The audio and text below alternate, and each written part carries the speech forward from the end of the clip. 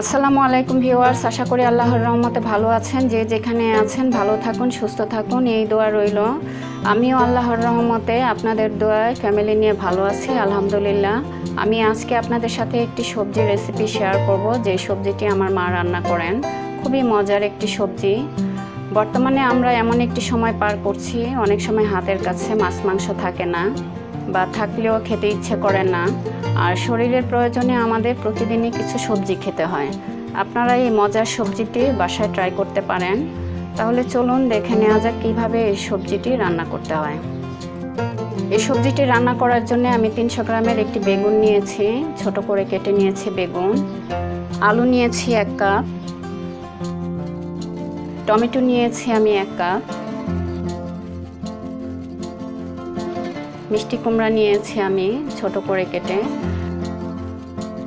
আর যা লাগছে এখানে আমি জিরা নিয়েছি 1 চা চামচ, মৌরি 1 চা চামচ, রসুন নিয়েছি 1 টেবিল চামচ, পেঁয়াজ নিয়েছি 1/3 কাপ, আর চিড়ে কিছু কাঁচামরিচ নিয়েছি। ধনে এবং রাঁধুনির মিশ্রণে গুঁড়া নিয়েছি 1 চা চামচ, মরিচ গুঁড়া নিয়েছি 1 চা চামচ, হলুদ গুঁড়া নিয়েছি 1 চা চামচ। হাঁড়ি গরম হয়ে গিয়েছে, আমি তেল দিয়ে দিয়েছি 1 টেবিল চামচ। তেল গরম হতে আমি এর মধ্যে দিয়ে দিয়েছি আলু ভেজে নিচ্ছি আমি এখানে 2 থেকে 3 মিনিট, হালকা বাদামি রং করে। আলুটা এভাবে ভেজে নিলে খেতে খুবই ভালো লাগে। আমি প্রতিটি সবজি আলাদা আলাদা করে ভেজে নিচ্ছি। এই তেলেই দিয়ে দিচ্ছি আমি মিষ্টি কুমড়া এবং বেগুন একসাথে দিয়ে আপনারা ভেজে নিতে পারেন। 2 মিনিট ভাজার পর মিষ্টি কুমড়া তুলে আমি দিয়ে দিচ্ছি বেগুন 2 থেকে 3 মিনিট আমি ভেজে নিচ্ছি। বেগুন ভাজা হয়ে গিয়েছে।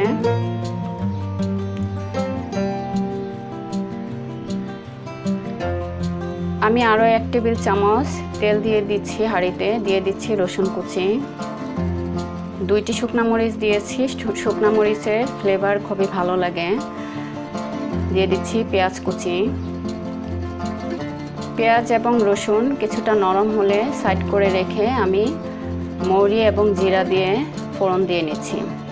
ভিউয়ার্স, আপনাদের যদি আস্ত জিরা এবং মৌরির ফোড়ন ভালো না লাগে, সেই ক্ষেত্রে আপনারা ভেজে গুঁড়া করে নিতে পারেন। সামান্য পানি দিয়ে চুলা আঁচ কমিয়ে এর মধ্যে গুঁড়া মশলাগুলো দিয়ে দিয়েছি, যেন মশলা পুড়ে না যায়। স্বাদমতো লবণ দিয়ে দিচ্ছি।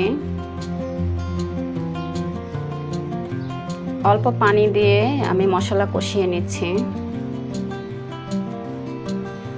তবে আমি মৌরি এবং জিরা দিয়ে ফোড়ন দিয়ে সবসময় তরকারি রান্না করি। ফোড়নের এক্সট্রা একটা ফ্লেভার থাকে, যেটা খুবই ভালো লাগে।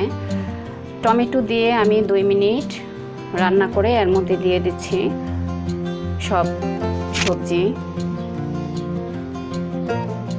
সবজি দিয়ে আমি 2-3 মিনিট কষিয়ে নিচ্ছি।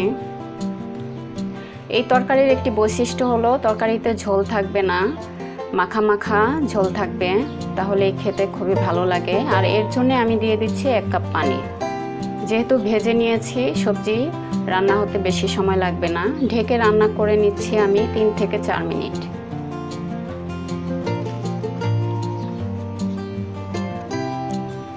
চার মিনিট পর আমি আবারও নেড়ে দিচ্ছি, দিয়ে ঢাকনা দিয়ে আমি আরও 3 মিনিট রান্না করে নিচ্ছি।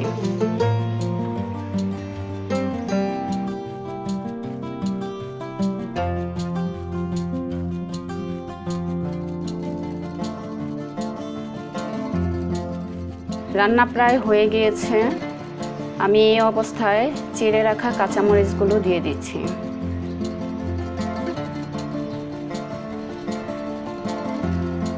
পুরো 2 মিনিট রান্না করে নিচ্ছি, যেন কাঁচামরিচের ফ্লেভার তরকারিতে ছড়িয়ে পড়ে। হয়ে গিয়েছে ভিউয়ার্স আমার আজকের রেসিপি, সুস্বাদু মজাদার সবজি রান্না। রুটি, পরোটা বা ভাতের সাথে খেতে খুবই ভালো লাগে এই সবজিটি। আপনারা বাসায় ট্রাই করলেই বুঝতে পারবেন কতটা সুস্বাদু এবং মজার এই সবজিটি। এতক্ষণ আমার পাশে থেকে আমার রেসিপিটি দেখার জন্য অসংখ্য ধন্যবাদ।